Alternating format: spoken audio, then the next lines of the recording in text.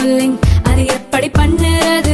காலையில் எழுந்ததும் எதுவும் சாப்பிடாமல் இதயம் வளத்தை வாயில ஊத்தி நல்லா கொப்பளிக்கணும், அப்புறம் அதை துப்பிடணும். இதுதான் ஆயில் புல்லிங்.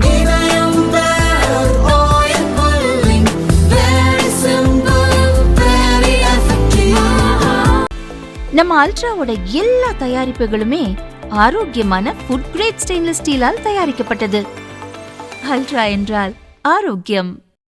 தனியார் நிர்வாகத்தால் நடத்தப்படும் பிரைமரி, நர்சரி, மெட்ரிக், சிபிஎஸ்இ மேல்நிலைப் பள்ளிகளில் ஆய்வு செய்து 3 ஆண்டுக்கு அங்கீகாரம் வழங்கப்படுகிறது.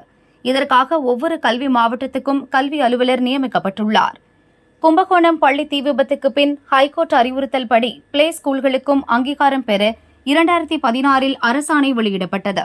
5.5 சென்ட் நிலம், தனி கட்டடம், மாடியாக இருக்கக்கூடாது, தகுதியான ஆசிரியர்கள், சிசிடிவி கேமரா என பல்வேறு விதிமுறைகள் பின்பற்றப்படுகின்றன.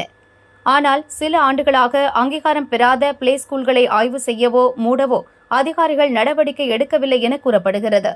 நாளுக்கு நாள் பிளே ஸ்கூல்கள் அதிகரித்து வருகின்றன.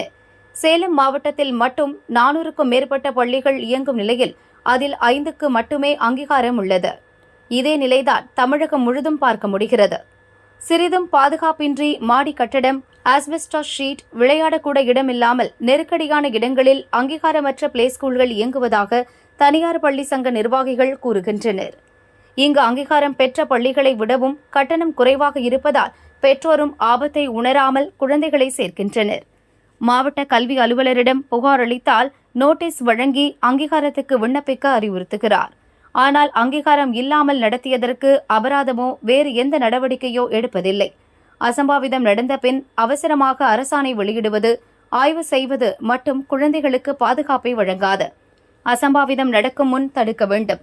தமிழகம் முழுதும் 6000க்கும் மேற்பட்ட பிளே ஸ்கூல்கள் அனுமதியின்றி இயங்குவதால் அரசு உடனடியாக உரிய நடவடிக்கை எடுக்க வேண்டும் என்றும் அவர்கள் வலியுறுத்துகின்றனர்.